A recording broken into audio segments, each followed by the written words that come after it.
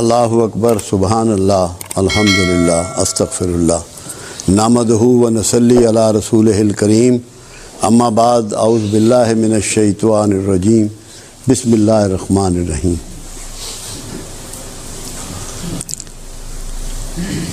زکریا علیہ السلام کو کہا گیا کہ عمران کی بیٹی حضرت مریم کا خیال رکھا کرو، اس کی دیکھ بھال کیا کرو۔ تو آپ حضرت مریم کے حجرے میں تشریف لے جاتے اور وہاں انواع و اقسام کے بے موسمی کھانے اور پھل اور دیگر چیزیں پاتے۔ تو مریم علیہ السلام سے زکریا علیہ السلام سوال فرماتے کہ مریم یہ سب کچھ کیسے ہوتا ہے، یہ کہاں سے آتا ہے؟ تو مریم فرماتی جو اللہ چاہتا ہے وہ کرتا ہے، جو چاہتا ہے وہ دیتا ہے، جس کو چاہتا ہے اس کو دیتا ہے۔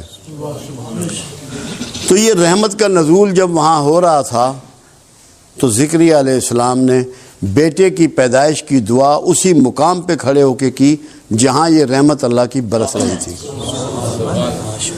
اور یحییٰ علیہ السلام جو پیدا ہوئے، پھر پروردگار عالم نے قرآن میں انہوں نے کہا کہ 3 دن تو بات نہ کر سکے گا، یہ علامت ہوگی اس بات کی کہ تیری دعا قبول ہو گئی۔ جب آپ کو کسی جگہ کی بھی یہ کنفرمیشن مل جائے کہ یہاں رحمت کا نزول ہوتا ہے، یہاں رحمت برستی ہے، آپ کا دل اس کی گواہی دے دے، وہی مقام دعا ہوتا ہے۔ اگر آپ یہاں آتے ہیں اور اس وہمے کے ساتھ آتے ہیں کہ یہاں رحمت اور برکت کا نزول نہیں ہے تو کوئی دعا نہ کرے۔ اور اگر آپ کا یہ یقین ہے کہ یہاں کچھ نہ کچھ غیر معمولی ہے، کچھ نہ کچھ اس کی رحمت برستی ہے، تو دعا ضرور کیجئے گا، انشاءاللہ آپ کی دعائیں اللہ قبول فرمائے گا۔ ایک تو یہ میں نے بات کرنی۔ دوسری بات یہ ہے کہ قرآن ہمیں یہ سکھاتا ہے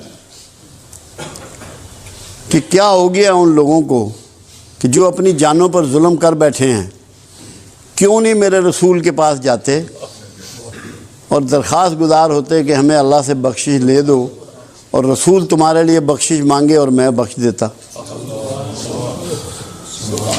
کیا یہ اسی زمانے کے لیے بات تھی؟ محدود بات تھی؟ یہ قیامت تک کے لیے ہے، کیونکہ جب قرآن میں مینشن ہو گئی، قرآن کی بات، قرآن کا رول بعد از قیامت بھی ہے، یہ ہمیشہ کے لیے معاملہ طے ہو گیا۔ جب آپ درود شریف پڑھتے ہیں، جب سرکار پہ سلام بھیجتے ہیں تو آپ کی بات پوری پہنچتی ہے،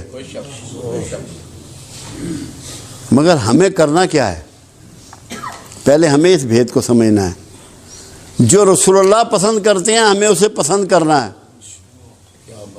جو رسول اللہ ناپسند کرتے ہیں ہمیں اسے ناپسند کرنا ہے۔ خالی کھلی کام نہیں چلے گا کہ آپ یہ سمجھیں کہ بس آپ کی دعائیں قبول ہو جائیں گی، آپ کی بخشش ہو جائے گی۔ آپ کو رسول اللہ کے گروہ میں شامل ہونا پڑے گا۔ معافی لینے کے لیے کچھ طریقے آپ کو بدلنے پڑیں گے۔ حالانکہ اللہ کے حبیب صلی اللہ علیہ وسلم نے اس کی نشاندہی فرما دی کہ ایک ایسا زمانہ آئے گا، لوگوں نے نہ مجھے دیکھا ہوگا نہ میری آواز کو سنا ہوگا، مگر مجھ سے محبت کرتے ہوں گے۔ خوش نصیب ہے وہ شخص جس کے سینے میں کملی والے کی محبت جو ہے وہ جاگ جائے، پیدا ہو جائے۔ یہ اللہ کی مہر کے بغیر نہیں ہو سکتی، یہ ممکن نہیں ہے۔ تو جب اللہ یہ مہر کر دے اور یہ پیدا ہو جائے تو اس کا مطلب یہ ہے کہ بات جو ہے وہ بن جانی ہے۔ اب دیکھنا یہ ہے کہ ہم زیادہ وہ کام کرتے ہیں جو رسول اللہ کو پسند نہیں ہے۔ غصہ ہے، نفرت ہے، حسد ہے، ضد ہے، دشمنی ہے، عصبیت ہے، منافقت ہے، جھوٹ ہے۔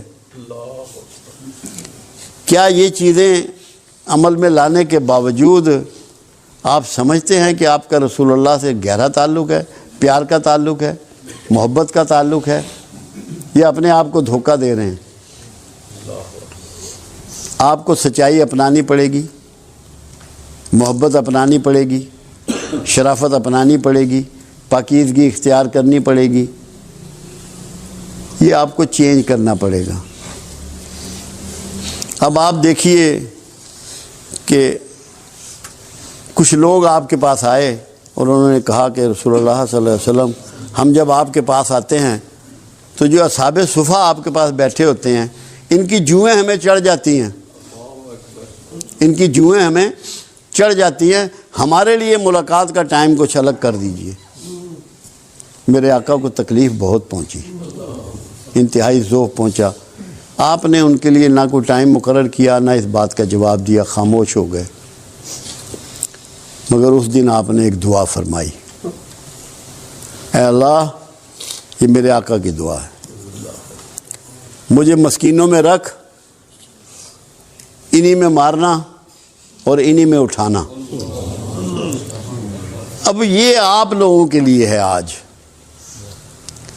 اگر آپ کو مسکین برا لگتا ہے، آپ کا کملی والے سے تعلق نہیں ہے۔ مسکینوں کو اپنا لو، دھتکارو مت، گندے کپڑے والے کو اپنے سے دور مت کرو،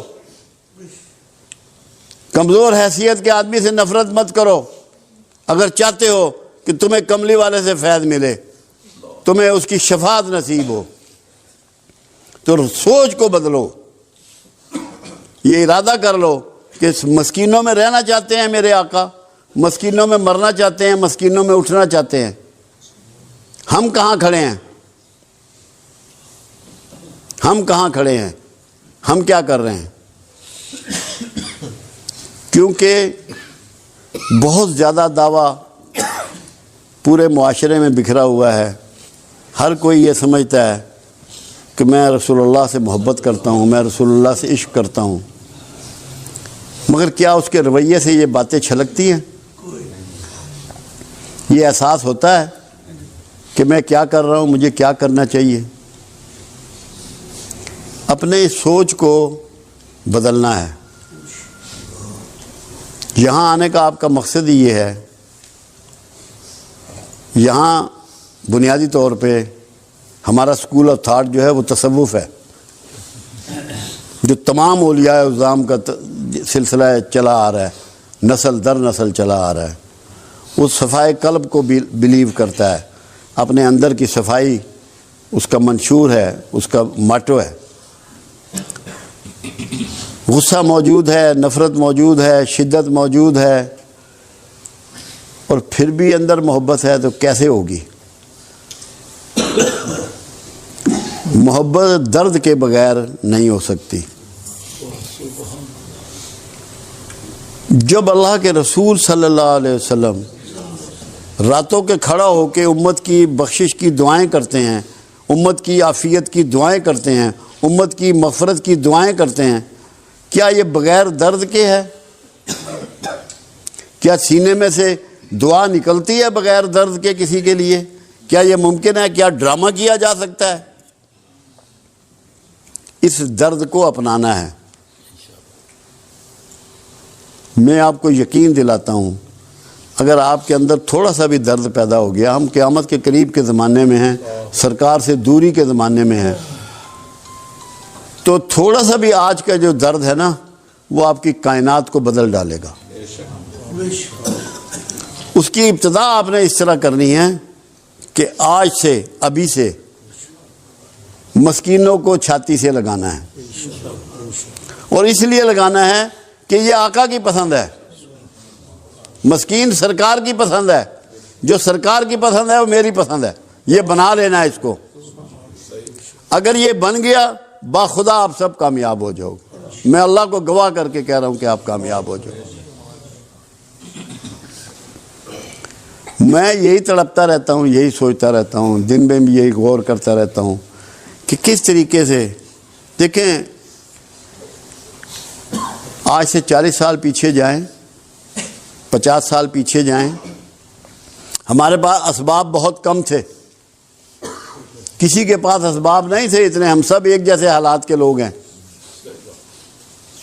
مگر وقت کے ساتھ ساتھ اسباب بہت بڑھ گئے، مگر اخلاق بہت گر گیا، ہم گھاٹے کے سوداگر ہو گئے، ہم گھاٹے کے سوداگر ہو گئے، کیونکہ اخلاق ہم نے کھو دیا، سامان ہم نے پا لیا۔ اللہ کے رسول نے سامان کو دھتکار دیا، پیوند والے کپڑے پہنے، گانٹھ مار کے جوتے پہنے، فاقے کیے، پیٹ پہ پتھر باندھے۔ ہم سامان کے چکر میں سارے اخلاق اور ساری محبت کملی والے کی اس سے دور چلے گئے۔ ہم نے گھاٹے کا سودا کیا۔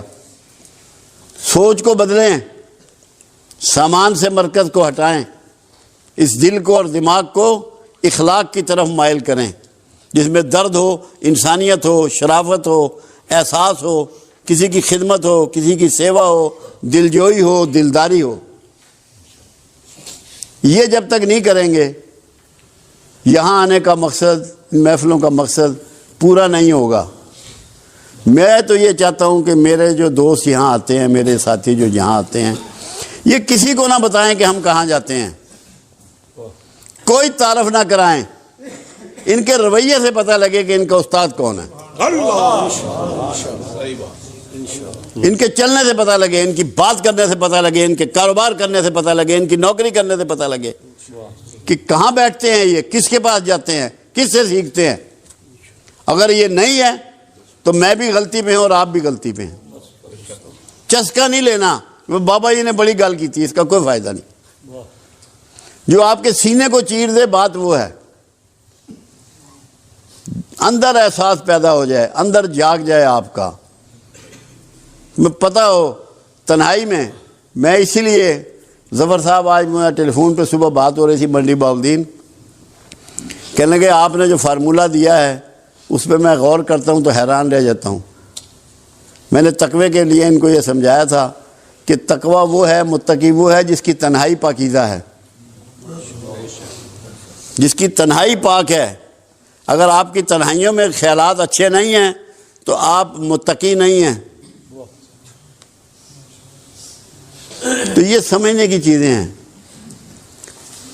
آج میرا دل تھا کہ جتنے دوست آئے ہیں،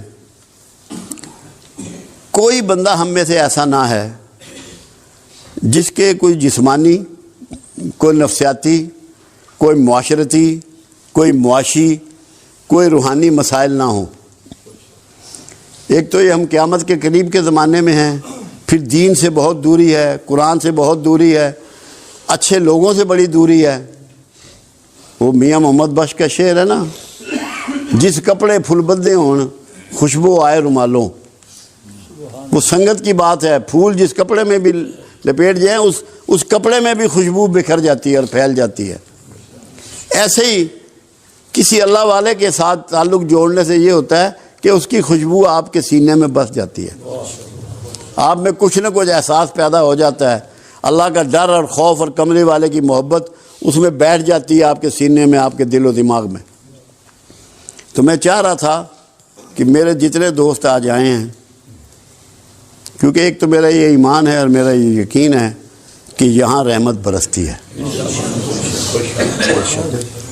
کچھ مجھے ایسی احساس بھی تھا کہ جس نے جو دعا مانگنی ہے اپنی، جو اس کے دل میں ہے، جو اس کی آرزو ہے، اس کے معاملات ہیں، خرابی ہے، جو بھی ہے، اللہ کے لیے کوئی کام بڑا نہیں ہوتا۔ ہم یہ سمجھیں نا کہ یہ کام اللہ نہیں کر سکتا، اللہ کے لیے تو ہر کام چھوٹا ہے، ہمارے لیے چھوٹا یا بڑا ہو سکتا ہے۔ اللہ کے لیے کسی کام کی کیا ویلیو، اس نے تو کن کہنا اور کام ہو جانا ہے۔ اس کے لیے میرے ذہن میں آج یہ تھا کہ دعا کریں گے اکٹھے، اور جس جس کے دل میں جو جو آرزو ہے وہ اس کے لیے اپنی دعا مانگ لے گا۔ اس سے پہلے ایک بات بہت ضروری ہے، قرآن حکیم میں یہ بات سمجھائی گئی کہ مشرکین مکہ رسول اللہ صلی اللہ علیہ وسلم کو جب پکارتے تھے تو رانا کہتے تھے، رے عین نون الف، یعنی کہ چرواہا، چرواہا اللہ کے حبیب نے قرآن میں یہ بتایا کہ میرے رسول کو آئندہ سے رانا نہ کہو، اس کو کہو انظرنا۔ لوگوں نے اس کے معنی اور مطلب کو نہیں سمجھا۔ انظرنا کا مطلب ہے کہ آقا نظر کرم ادھر پھیریے، نظر کرم ادھر پھیریے۔ تو آپ نے دعا سے پہلے سب نے انظرنا پڑھنا ہے کہ ہم نے پہلے آقا کو متوجہ کرنا ہے اور پھر اللہ سے مانگنا ہے۔ بات سمجھ میں آئی یا نہیں آئی؟ پہلے پڑھنا ہے انظرنا کہ آقا ادھر نظر کرم پھیر دیجئے، پھر اپنی اپنی دعا جس نے بھی کرنی ہے وہ کر لینی ہے۔